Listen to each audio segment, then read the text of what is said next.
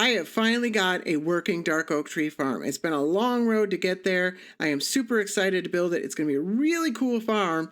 But before we do that, I get asked a question a lot, and I wanted to take an opportunity to answer it in video. So a lot of people have wondered how long I plan on keeping this world going and what more I could possibly have to do on this world. Like we've already built so many farms, like what more could we possibly even have left to do? And it turns out there's actually quite a lot. I actually manage a to-do list on our Discord server. We have a private room with a bot that manages a to-do list for us. But I was thinking about it, and there's actually no reason to keep my to-do list private. I think it would actually benefit people if they can see what we have planned. It might get people excited about certain things. Let me know if any of these things excite you. And I plan on keeping this world going for as long as I can. I think we've got plenty of projects left to take us at least until 1.17. And then when 1.17 comes out, there's going to be plenty of new things we can work on. And there'll be new farms that people develop between then. I might have new ideas. So what I want to do is I want to take a little board here. So I'm actually just going to use this ball right here. We'll put up some item frames and we'll put up a little object that represents the farm that we want to create. So we'll start with the first one, Dark Oak Tree Farm. And then when we're done with the farm, we can take it down off the wall. So hopefully by the end of this episode, we will be able to take the first item down off this to-do list wall. There's still one 1.16 farm that we haven't yet made, and that is a hogland farm. So I've got that on my list as well. You might think that would actually be a pretty small farm, but there's really large versions of hogland farms. I think that'd be fun to build. I also think it'd be a lot of fun to build a villager crop farm. We've been using a micro farm for far too long. This would be very useful for feeding our breeders, making golden carrots, although we'll probably use pork chops for food. I still think it'd be a pretty cool farm to build. I've been wanting to make a mob head farm for quite some time. I actually might prioritize this one because we've been having a lot of fun with the mob heads using the data pack from Vanilla Tweaks. And I've been putting off using that in our own world because that would mean that we wouldn't have any reason to build a mob head farm. And this is actually two different farms. You've got to get creepers, and then you've got to charge them up, and then you got to get a bunch of other mobs, and you've got to blow up those mobs with the creepers, the charge creepers. So that could be a pretty interesting farm to build. On a similar note, a record farm would allow us to get all the different types of records. I think that'd be kind of cool, and would just it's mostly just being a completionist, but I think it'd be a cool farm to build. And of course, who can forget the husk sand farm, using carpet mod to spawn husk in desert temples and then using them to get sand. And then if we get that, we're probably going to need a mega furnace array in order to turn all that sand into glass. Asta actually already has one of these planned in order to help deal with all his kelp. So that's something we might see sooner than that one. So that would be a lot of fun. At some point, I'd like to set up a stone farm, not a cobblestone farm, but an actual smooth stone farm. I think that'd be kind of cool. We could definitely just smelt a bunch of cobblestone, but I think the farm to generate stone itself, actually using a pickaxe to pick it all, I think that would be a pretty cool farm. And on a similar note, we definitely could use a faster ice farm than what we have right now. Another tree farm to add to the list, somebody in my Discord sent me a mega spruce farm, something like 130,000 spruce logs per hour. Definitely useful for logs and stuff like that. Very cool farm. Definitely very interested in building that. A few design projects I want to work on. There is some missing terrain around the floating island, and I'd like to get that all set. I'd like to improve the trees. I think I could do a lot better now with the trees on the floating island. I think these are all right, but kind of mediocre. I would definitely like to improve the trees, spend a while on that. And then the really big one is we've been working on a museum for months now. It's been a multiple person project, not just me, Carmen, Asta, but we've had other creative builders that have been helping us out with a museum. It's a gigantic building. It's very, very cool. It's not anywhere close to finished, but I'm very excited to do that at some point in the future. Oh, and that's not even including the floating island itself, which is a whole other project. I'm not going to put a card up for that one because that one is a really big project, but it's still on my list. It's still definitely something that's always in the back of my mind. Long term, I'd like to have a passive mob farm. I don't know if we'll ever get to that one, but that one is something I've been wanting to build for a really long time. At some point, I'd like to get a phantom farm. I think what we might actually end up doing is using the sleeping cat farm that Omango just came out with. I think that would actually be a more effective farm at getting phantom membranes, but that's definitely something I'd like to set up. We need some way to get phantom membranes just so that we can get a shulker box of them if possible. So hopefully that gives you an idea of how much I have planned for this world. I'm actually pretty sure I missed a couple of things. So let me know which of these excites you the most, and I will do my best to prioritize accordingly. And I've also got a few other things planned that aren't on this server, but rather on our Patreon server. One thing that I definitely think would be really, really cool is as a group project when we're ready to build the rail cannon on our Patreon server. We also have that quad witch hut, which would require a perimeter. And I think it might be cool to do more of an instructional video on how to build a perimeter versus all the kind of let's play-ish perimeter builds that I've done in the past. I think people might benefit from actually seeing each step drawn out step by step on how you can build a perimeter. That might be a cool video. And I've had people ask for more accessible, more early game farm ideas and stuff like that. So let me know if you're interested in us doing like actual videos where we're building a farm on the Patreon server and maybe even designing that farm to do specific earlier game things. We've got a lot of late game big farms up here on this list, and some people might prefer smaller, earlier game farms, and the Patreon server is a great avenue for us to do that. So, Dark Oak Tree Farm. This has proven to be a pretty difficult farm to create. It started a little over a month ago when I spent a couple weeks working on a dark oak tree farm, and I ended up stopping work on it because we could not get it to give back enough saplings. Basically, if it doesn't give back enough saplings, you can't AFK the farm at all. You'll just eventually run out of saplings, and that's all there is to it. So we created some really cool things, some really cool piston extenders and everything like that in order to try and get that working, but eventually it just wasn't a useful farm. And so I posted about that in an episode a few episodes back, and some people in my Discord said, hey, they pointed me at this truly universal tree farm that does dark oak as well. And the way it does it is it pushes the entire tree out of the way. So it crushes every single leaf and the tree itself, get all of the logs. That was a really cool thing. So I liked that core concept, but I still wanted to see if we could make our own farm. So I took that core concept, and Aston and I worked on it quite a bit, and we ended up coming up with something that works, and it gives back 105% of the saplings. So you get enough saplings to replant plus a little bit more. So it can be AFK'd. So that's fantastic. So my original plan was to put it right here where I used to have my sugarcane farm, but the nature of dark oak farms is that you have to have a lot of hoppers in order to make sure that you collect all the saplings that fall out of the trees. So there's a lot of hoppers in this farm, and we've already got a lot of hoppers at my base, and I'd like to keep my base as lag friendly as possible. It's not nearly as many hoppers or as in this thing or over there, but still adding another 300 hoppers to this base I don't think is really that necessary. And besides, Astazora helped a lot on the development of this farm, so I'd like to put it in a more public area. He doesn't actually have a tree farm just yet, and I'd like to put it somewhere where he can use it a little more freely. I mean, he knows how it works, so if something breaks, he knows how to fix it, that kind of thing. So I'd like to put it somewhere a little more public and where the lag from all those hoppers won't really affect anything. So I'd like to place it somewhere over here near this wool farm. The dark oak farm actually is pretty lag friendly despite all the hoppers. The hoppers are really the only thing that we need to be worrying about lag, and there's a lot of hoppers over here as well. But fortunately, these are far away from anybody else's base. And so the overall TPS lag, there's only 128 sheep here.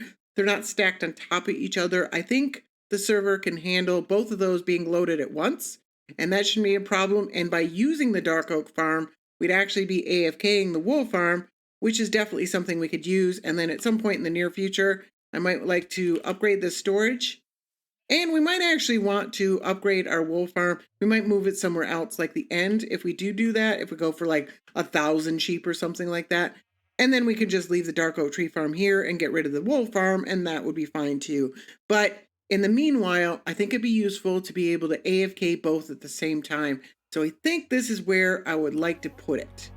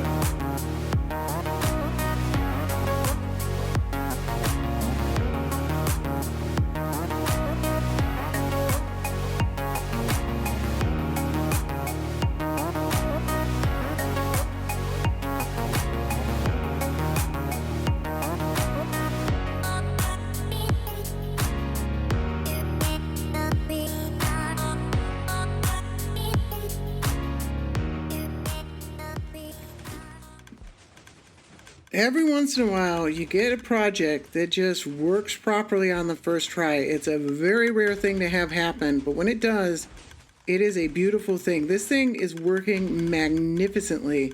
I have no complaints whatsoever. So let's go ahead and jump out of it, turn it off. So this is the way that we get in and out. We hop into this hopper minecart and it moves back and forwards. And we plant the trees and you can just press shift and it bounces you out of it. There's an on-off switch.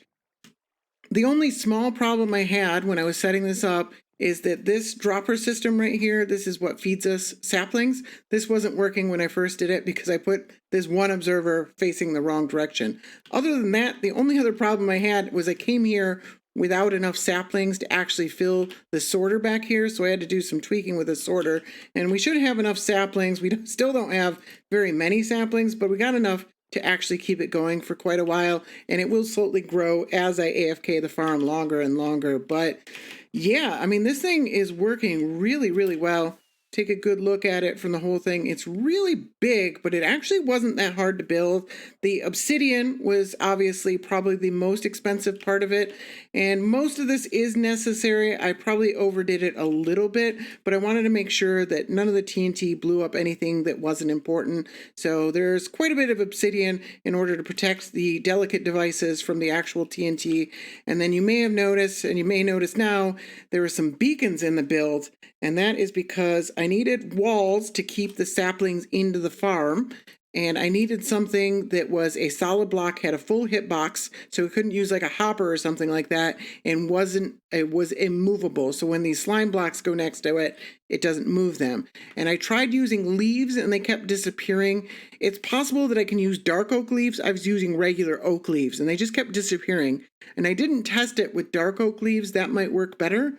But I kind of like the beacons. Beacons work. But when I actually set up the actual template for other people to do, I will probably figure out what works better, if there's something that's better. And if not, I can just remove this whole row and just put a hopper down underneath it. So beacons aren't necessary at all. I just like the bling of having beacons in the build. I thought it looked cool. But other than that, it took me maybe 3 hours to build this. This is not a very complicated machine. Even though it might look that way, there's a lot of pistons and a lot of observers.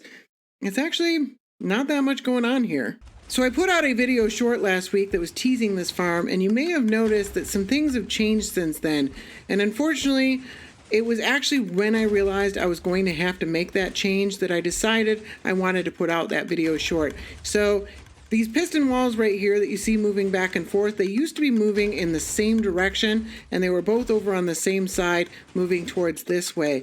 And I thought that looked really cool. It was really satisfying to watch, and I really wanted to keep it that way. Unfortunately, it made dealing with the logs a lot more difficult because we ended up with a 6 wide section of logs, and that was just really hard to move. I actually did find a piston wall that was capable of moving the 6 logs all at once. The problem was that it didn't move it anywhere useful, and I ended up running out of space. There was nowhere further that I could move the logs past that point. So it ended up that I had to split the 2 walls in half and have them going in different directions. And so when I realized that had to happen, I wanted to capture this farm working at its most satisfying. I still think this is pretty satisfying to watch, seeing it move like that. It's still quite satisfying, but I think the other version was a little bit more satisfying, but unfortunately this ended up being necessary.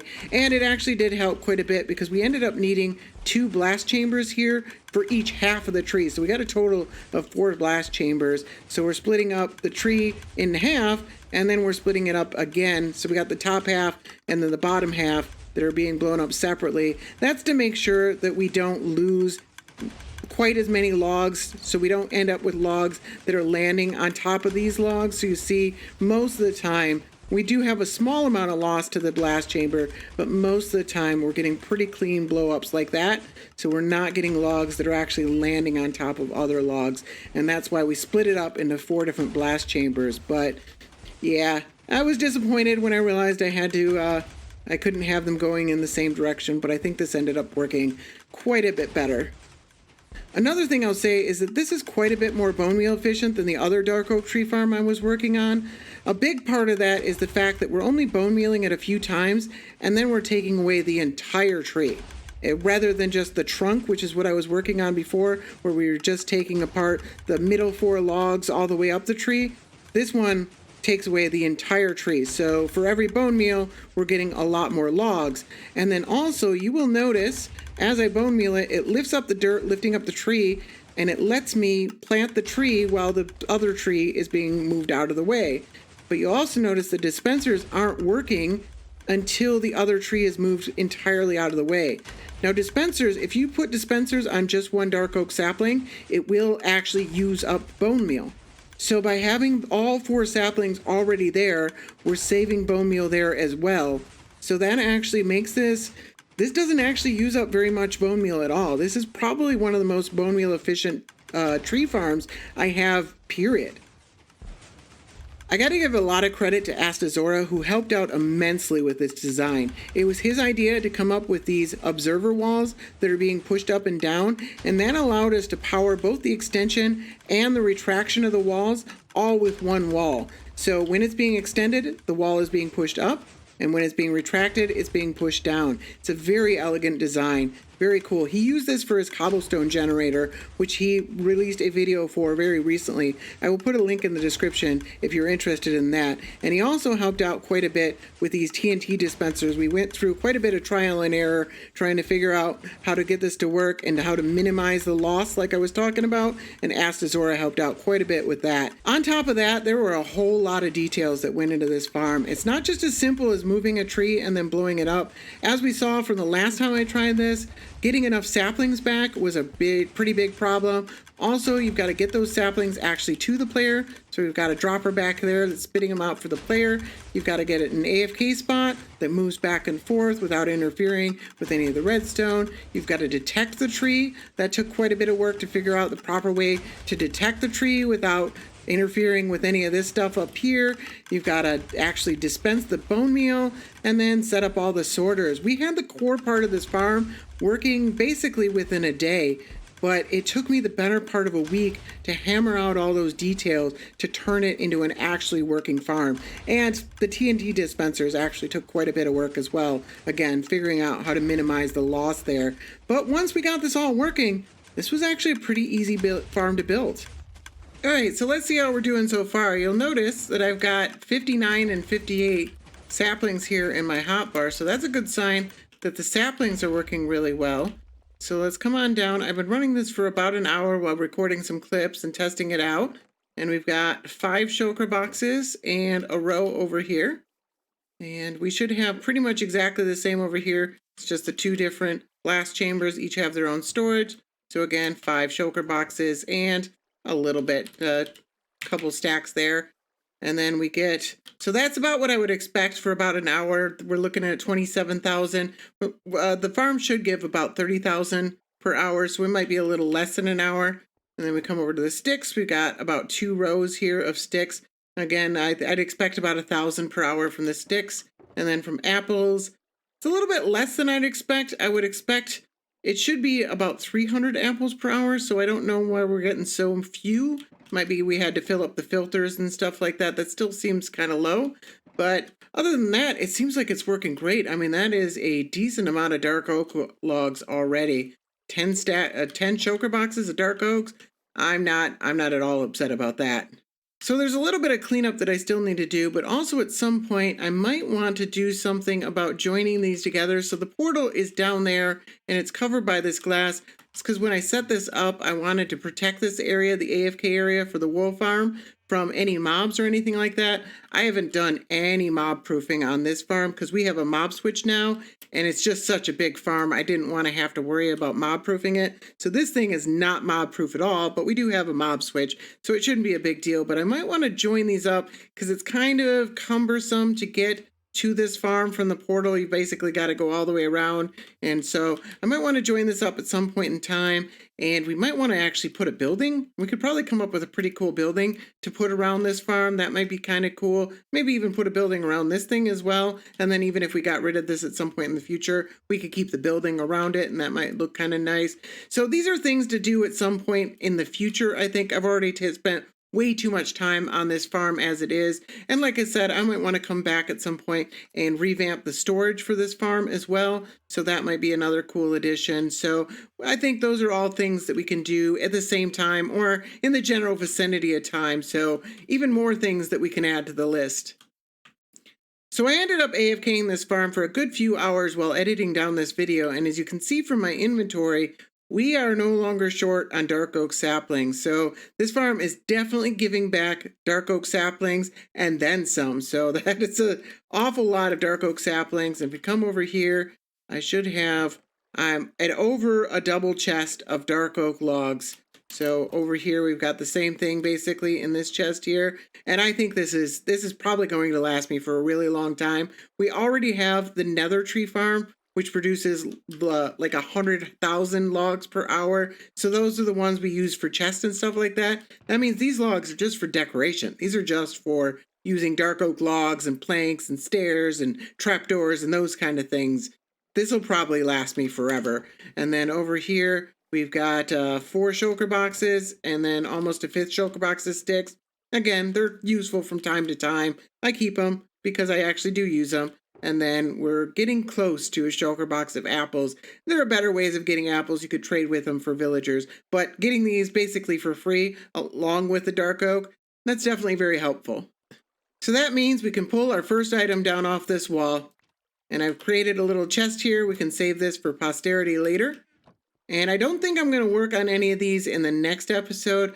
Astazora has burnt himself out working on his kelp farm, and I'd like to help him out with that. I actually helped him design it a bit. It's a very big kelp farm. It's going to take a lot of work, so that's probably going to be an episode all to itself. But after that, let me know what you'd be the most interested in seeing. I'm kind of leaning towards either the furnace array, which would definitely help with the kelp, or a mobhead farm. But let me know what you think. So that's all I have for you today. I want to thank you very much for watching. I hope you enjoyed this episode, and I hope to see you again real soon. Bye now.